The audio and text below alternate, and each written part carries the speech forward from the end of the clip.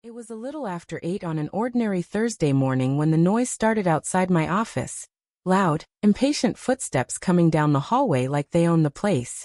I was hunched over my desk, red pen in hand, finishing the final revisions on the blueprints for the Whitaker Grand Hotel.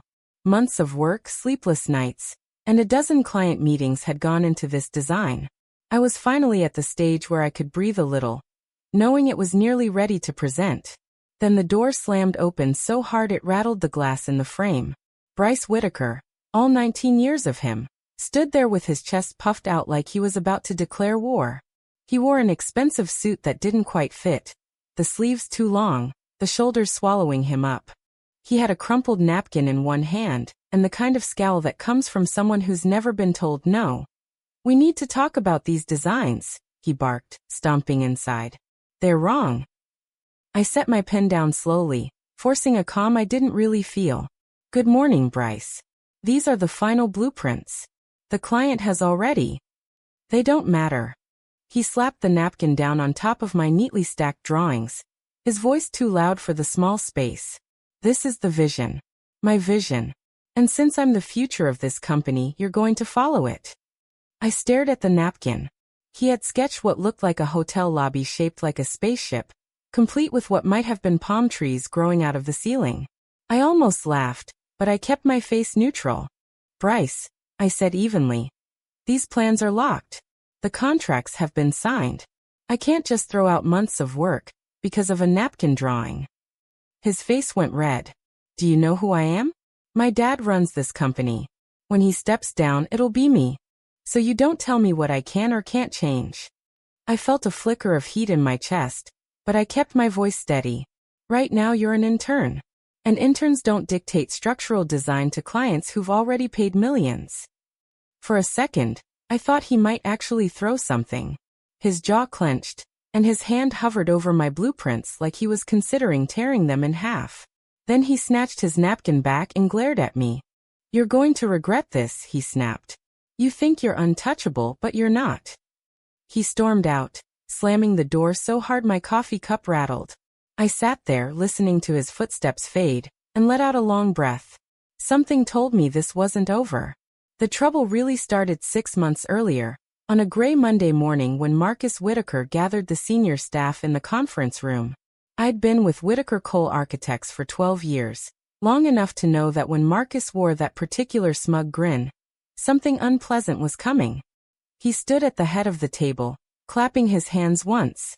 "Everyone, I'm thrilled to announce that my son Bryce will be joining our firm to learn the ropes. He's got fresh ideas and a modern vision for where this company is going." I sat frozen, a polite smile plastered on my face. "Learn the ropes" sounded harmless, but then Marcus added, "He'll start as our new junior design strategist." I nearly dropped my pen. That was the title I had clawed my way to years ago. The one I'd earned through endless late nights and design reviews. And Bryce? He hadn't even finished his freshman year of college. Bryce sauntered in a few seconds later, dressed like someone playing dress-up in a luxury store, shiny loafers, a watch so big it looked fake, and that same arrogant smirk I'd come to recognize too well. He didn't greet anyone. He just sat down and started scrolling on his phone, as if this was his kingdom. The first few weeks were chaos. Bryce treated the office like a personal playground, tossing around half-baked ideas and questioning everyone's work. "This building feels square," he said once during a review meeting, as though geometry itself was outdated. I spent hours undoing his edits before sending anything to clients. If they had seen his doodles, they would have pulled their contracts. I kept telling myself to be professional. Marcus clearly wanted his son to succeed, and I didn't want to create drama. I quietly fixed the blueprints, smoothed things over with clients who were alarmed by sudden conceptual changes, and reminded my team to stay focused. "It's just a phase," I told them, even when I wasn't sure I believed it. But Bryce didn't just test patience, he pushed boundaries. One afternoon, he stormed into my workspace holding a set of plans I'd finalized for an upscale spa renovation. "Who approved this?" he demanded. "It's boring. We should make the walls all glass. People like transparency." "Bryce," I said, carefully choosing my tone, "this design already passed city safety codes. Glass walls would violate privacy regulations for the spa. He rolled his eyes. That's such outdated thinking. I'm bringing a new energy here, Sophie. Maybe you should get on board. The last straw came 2 months later, when he barged into my team meeting and pointed at 3 of my best designers. Fire them, he ordered. They roll their eyes when I talk. If I'm going to lead this company one day, I won't have people disrespecting me. I stood up so fast my chair scraped against the floor. We don't fire people for rolling their eyes, I said flatly. This is a design firm, not a monarchy. His face turned scarlet. You'll regret this, he muttered, glaring at me as though I'd personally insulted his birthright. From that moment on, it was war. Even if he didn't realize I wasn't the one who'd started it. I was just done covering for him. The spring showcase was the kind of event where every detail mattered. From the lighting on the model displays to the champagne flutes lined up on silver trays. I'd spent weeks preparing my presentation on our upcoming international projects, determined to remind everyone why clients trusted me with their most ambitious designs. When I stepped onto the stage, the room buzzed with polite conversation, but it quieted as I began speaking. I walked them through the concepts. A sustainable resort in Bali with natural ventilation.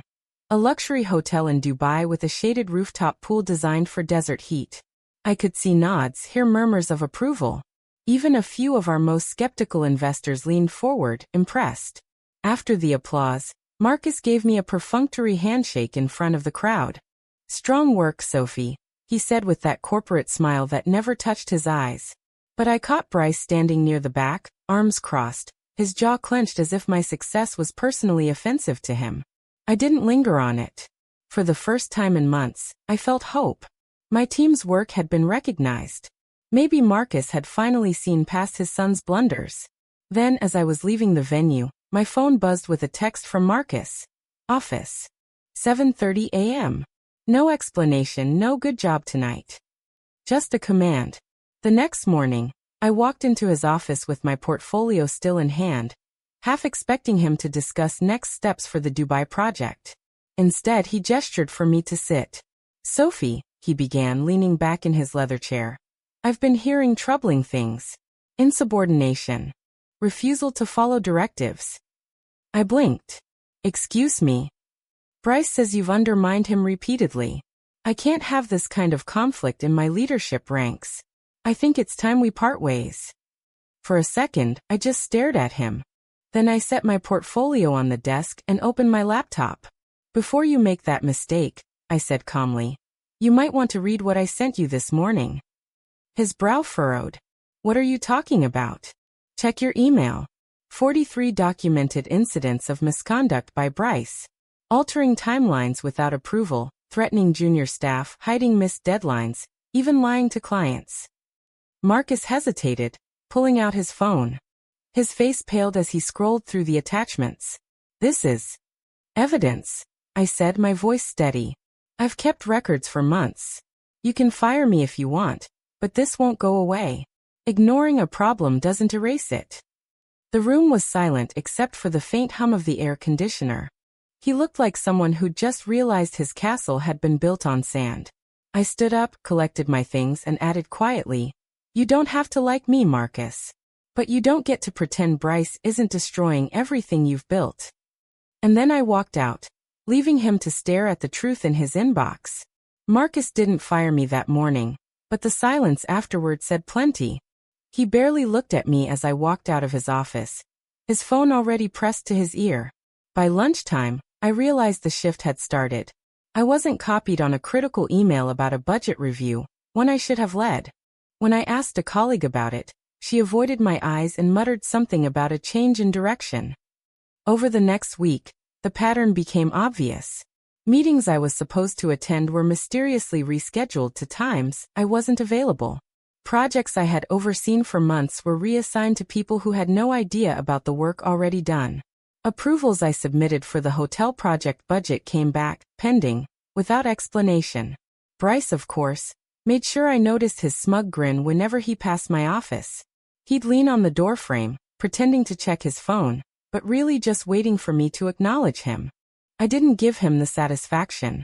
I kept my head down and worked, even when my inbox started filling with snide remarks disguised as feedback from his new title as project overseer. The harder I tried to keep things professional, the more the pressure mounted.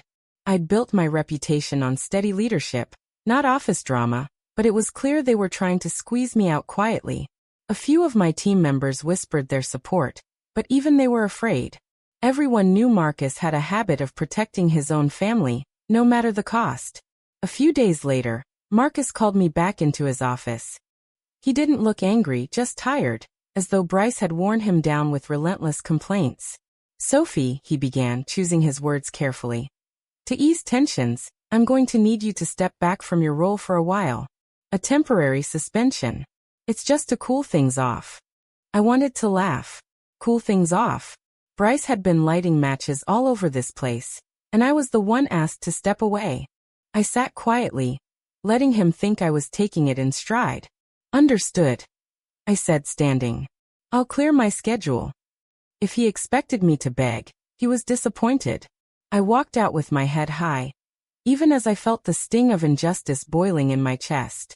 What Marcus and Bryce didn't know was that I'd already started building something stronger than their petty schemes. For months, I'd been collecting every email, every project revision Bryce had bungled, every time his vision caused a setback.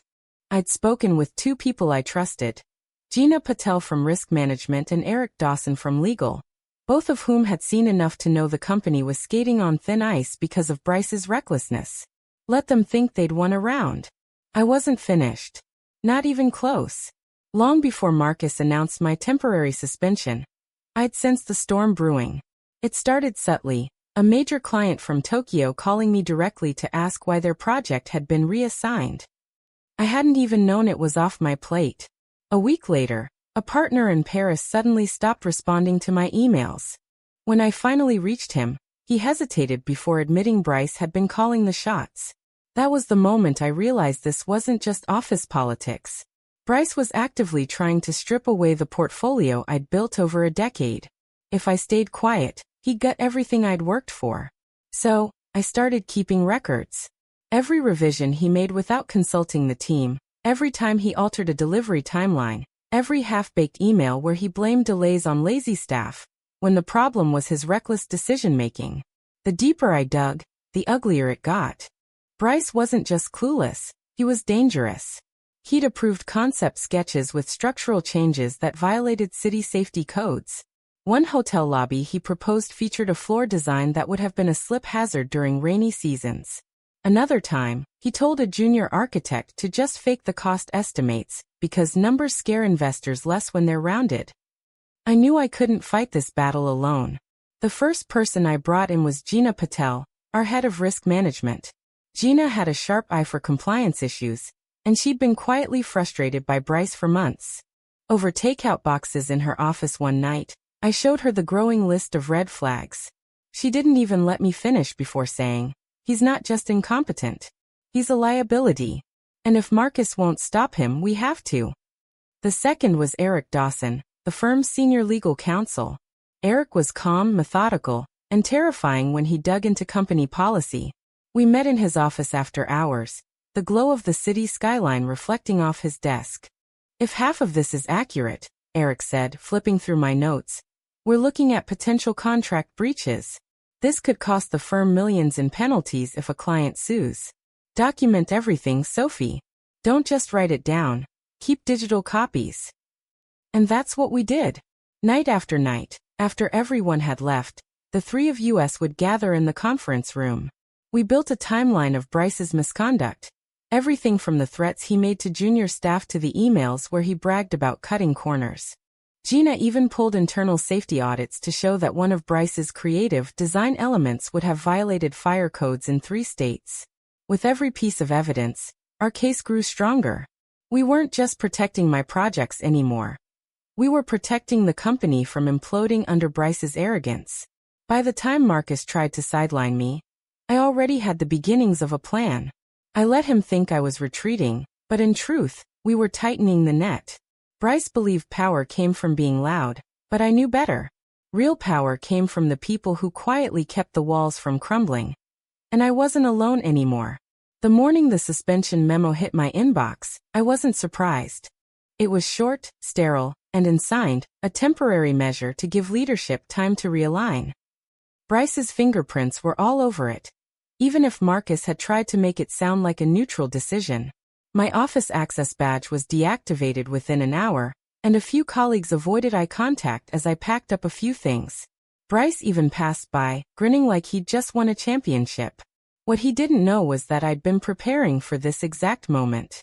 2 days earlier, I'd met with Lila Moreno, the CEO of Horizon Luxe Hotels, our largest international partner, and the backbone of nearly 40% of our revenue. Lila was sharp, elegant, and no nonsense. We sat across from each other in a quiet hotel lounge. Blueprints rolled beside me like ammunition. I wanted you to hear it from me, I told her, sliding a packet of Bryce's revisions across the table. He's been trying to override approved designs. One of his changes would have cost your company 6 months and millions in penalties if I hadn't stopped it. Lila skimmed a page, her dark eyes narrowing. Marcus knows about this? He doesn't want to, I said. He thinks Bryce is the company's future. But if I go, a lot of things are going to unravel. She tapped the packet with a manicured nail, then looked at me evenly. If you go, we go, she said simply. I'll make that clear to the board. Her words sealed my strategy. I knew I had leverage, real leverage. Not because I yelled louder, but because I delivered results. Bryce, for all his big talk, couldn't hold a client like Lila in the same room for 5 minutes. The moment my suspension memo went out, 2 things happened almost simultaneously. Gina and Eric, who had been waiting for this trigger, sent our meticulously compiled 87-page misconduct report to the board of directors. It contained everything: Bryce's threatening emails, falsified project updates, and examples of contract tampering that put us at legal risk. Within the hour, Lila's office delivered a formal letter to Marcus and the board. The tone was calm but unmistakably firm. Horizon Luxe was deeply concerned about recent leadership decisions and would reconsider ongoing contracts if the firm continued to tolerate unqualified interference in critical projects. By noon, the building was buzzing with rumors. I heard from Gina that Marcus looked like he'd aged 10 years in a single day. Bryce, apparently, had no clue that the storm was coming. He was busy strutting around like my suspension was a personal trophy. I stayed quiet. I didn't call, didn't text, didn't try to defend myself. I wanted the weight of evidence, and the threat of losing Horizon Luxe, to speak for me.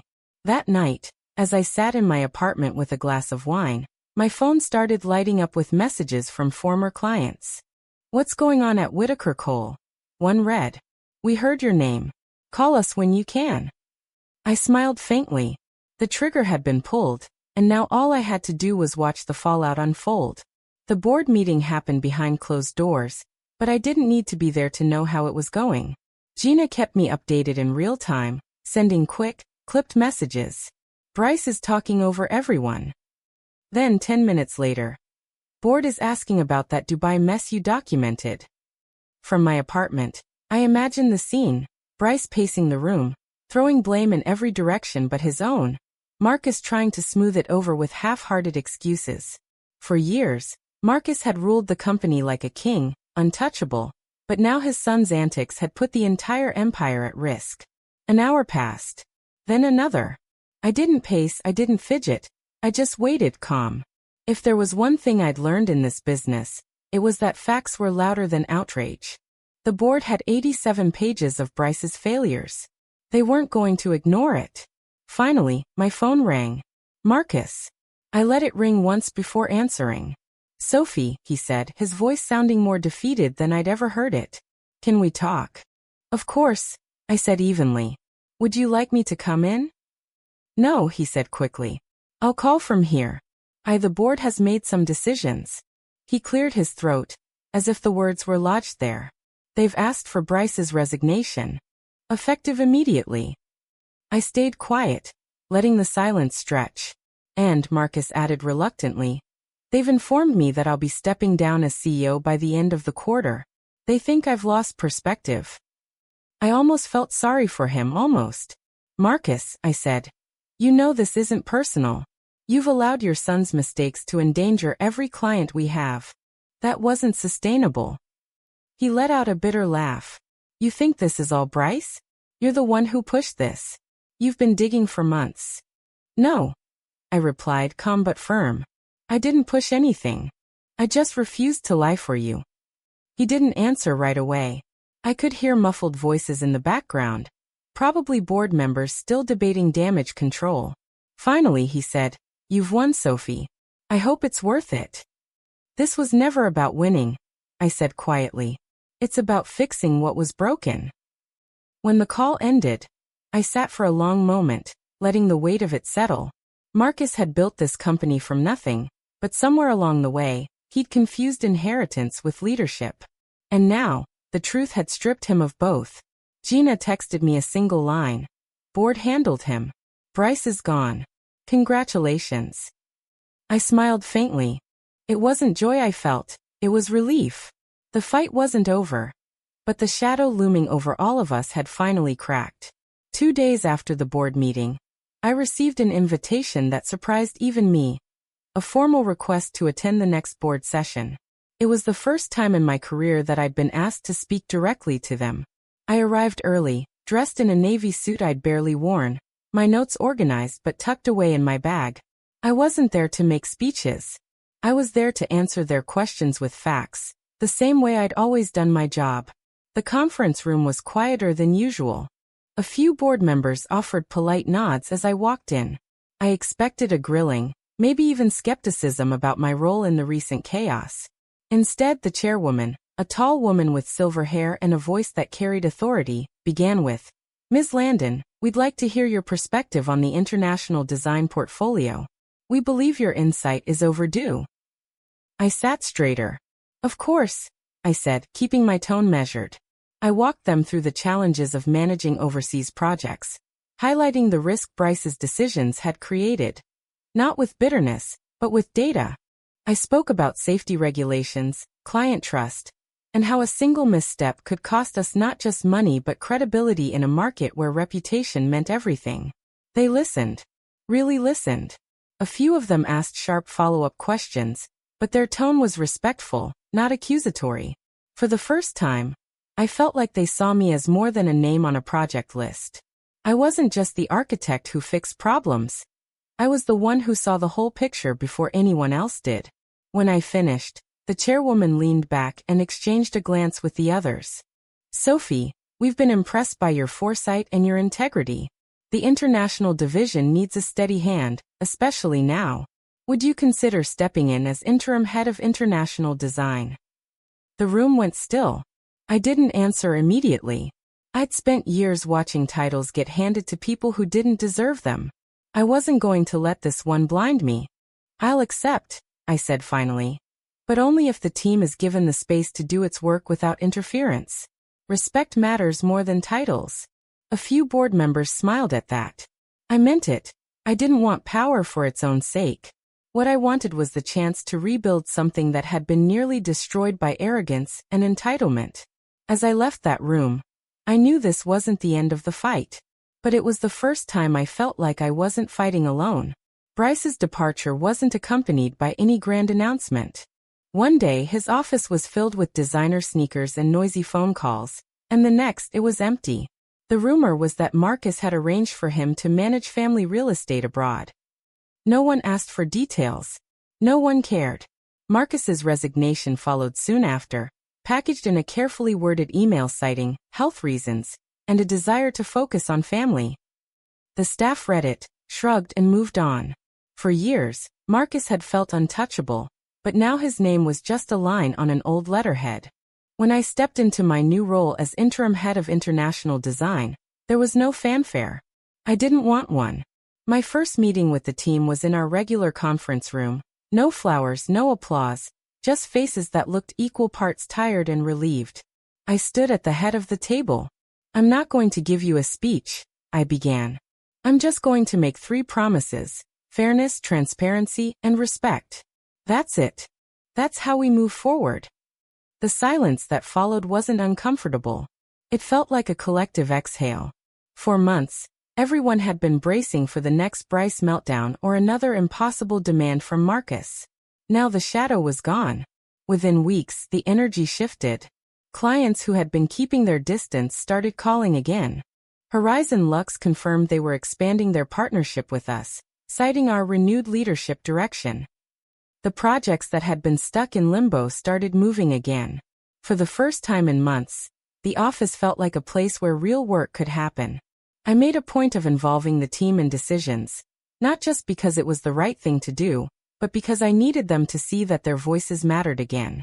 During design reviews, I'd ask for opinions, and when someone pointed out an issue, I'd thank them instead of brushing it off. It was simple, but it changed everything. One afternoon, I walked past the studio and saw the junior architects laughing as they sketched ideas for a boutique hotel in Lisbon. It hit me how rare that sound had been in recent months. It reminded me why I stayed in this business.